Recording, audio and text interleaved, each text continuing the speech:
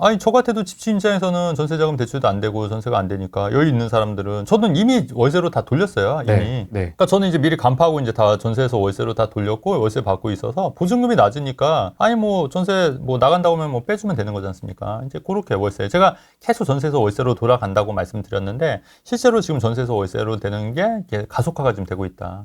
그럼 이것도 보세요. 세입자 입장에서는 사실 전세가 좋습니까? 월세가 좋습니까? 전세가 좋잖아요. 근데 본인도 이제 전세를 못 구해. 예, 그리고 월세도 한 달에 뭐 80만 원, 90만 원 내는 거 이제 100만 원, 120만 원 내야 되는 거예요. 그러면 이제 월세 부담이 더 늘어날 수밖에 없는 거죠. 그렇게 되면은 아무래도 본인들한테는 계속 이제 마이너스인데, 근데 정작 중요한 거는 이분들 중에 대부분이 그럼에도 불구하고 민주당을 지지하신 분들이 굉장히 많다는 거예요. 본인들의 어떤 처우 개선 이런 게 좋아질 거라고 막연한 기대감 속에서. 막연한 기대감이 아니거든요. 25만 원 주거든요. 누구는 50만 원도 받거든요. 네네. 아니 근데 이제 실제로 그게 이제 그 돈이 얼마나 또 도움이 되겠고, 그리고 이제 제가 누차 말씀드린 게 월세가 60만 원 하던 게 그렇게 되면 인플레이션 또 때문에 한 65만 원, 70만 원 된다고. 그러니까 그리고 그랬다면 그 돈이 사실은 다 아랫세대 빚이잖아요. 빚인 거고. 어쨌든 이게 참 문제가 심각한데 많은 분들이 좀 많이 이런 생각들을, 그러니까 1차원적인 생각만 하시고 당장 받는 것만 생각하시고 2차원, 3차원, 4차원적인 생각을 못 하시는 게 좀 아쉽고, 제가 항상 그래서 이제 고차원적인 생각을 하자고 말씀드렸었고, 그때 왜 제가 옛날에 그 눈 하나 뺀다고 그랬잖아요. 그게 뭐냐면 한 번 더 얘기하면, 만약에 소원을 만약에 들어주는데 이제 원수랑 같이 갔는데 저승사자에 갔는데 너한테 소원을 무조건 들어주겠다 하지만은 네 원수는 무조건 2배가 되게 해주겠다 했더니 그때 그 사람이 빌었던 소원이 그냥 눈 하나 빼주세요라고 했던 거잖아요. 그러니까 원수는 두 눈 빼게, 안 보이게 아예. 그렇죠. 그러니까 이게 사람 심리라는 거예요. 그러니까 내가 설령 안 되더라도 저놈보다 잘 되는 걸 못 보는 거거든요, 이렇게.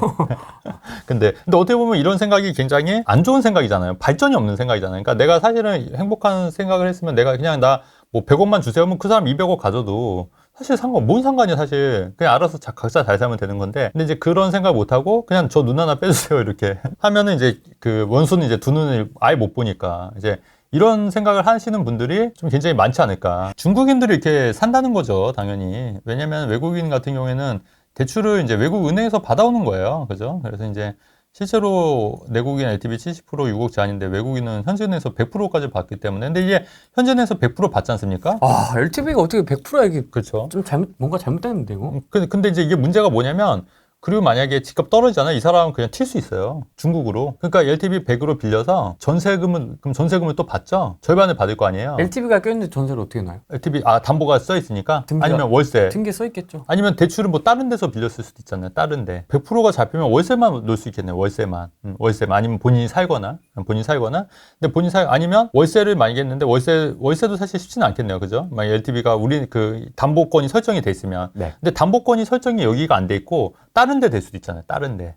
담보권이. 그러니까 다른 재산에. 근데 여기를 그러면은 어쨌든 그 담보에서는 전세가 안 돼 있으니까 그 세입자가 공동담보 목록에 뜨는 거 아니에요? 공동담보에 뜰 수도 있는데, 그러니까 내가 만약에 이 대출을 다른데, 그러니까 내가 만약에 중국에 있는 건물에서 대출을 100% 받아서 우리나라 그 아파트를 100%를 살 수도 있잖아요. 네. 그럼 LTV 100%지만 등기상에는 깨끗하니까 전세를 받을 수도 있지 않습니까? 그래서 나중에 이것도 실제로 제가 왜 이 말씀을 드리냐면, 실제로 중국인들이 그 전세 사기로 도망가 있는 경우 케이스들이 있었어요. 전세 사기로. 그러니까 이런 식으로 해서 전세 사기로 그 전세금 안 돌려준 거예요. 그래서 실제로 그런 기사가 있어서 제가 말씀을 드린 거거든요. 그래서 그런 부분으로도 좀 약간 문제가 될 여지도 있지 않을까. 저는 그렇게 좀 생각이 좀 되고요. 네. 그래서 이것도 저는 문제가 많다고 봐요. 그래서 내국인은 전세 사기, 그래서 실제로 내국인도 전세 사기 걱정이 된다고 보증 사고를 내고 본국으로 돌아간 경우도 늘어나고 있습니다. 요 말이 제 얘기인 거잖아요. 실제로, 그럼요. 주택보시공사 허그에 따르면 지난해 1월부터 8월까지 집주인 전세 보증 사고는 24건으로 61억 4천만 원을 기록했다고.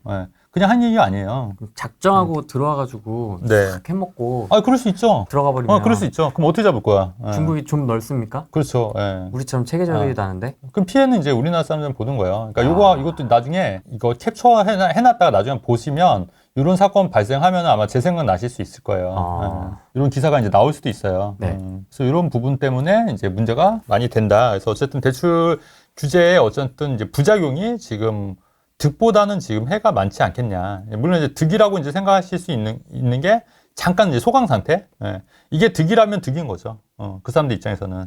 아, 이 소강 아, 상태가. 이 소강 상태가. 왜냐면 집값이 안 오르고 지금 집값이 멈춰 있는 게 본인들이 생각할 때 득이라면 득인 건데 이게 과연 진짜 득인 건지는 생각해보자는 얘기죠. 이게 과연 이득이냐. 누가 어떤 이득을 취하고 있는지. 다 손해보고 있잖아요. 건설사도 그렇고, 집주인도 그렇고, 세입자도 그렇고, 그죠? 그 다음에, 중국인들이 이득 보고 있네. 그러면 중국인들, 그 다음에 대부업체들, 네. 이익 볼 수 있죠. 또 이득 볼 수 있는 사람들. 태양광 정치인들, 업체요. 태양광 업체, 그렇죠. 누구 와이프? 이제 장관 아직 안 됐죠. 아직. 청문회 안 했죠. 모르겠습니다. 그러니까 그 와이프가 이제 아들이랑 다 태양광 업체에 있다는 거예요. 쎄하지 않습니까? 너무 웃겨. 너무 웃긴 것 같아.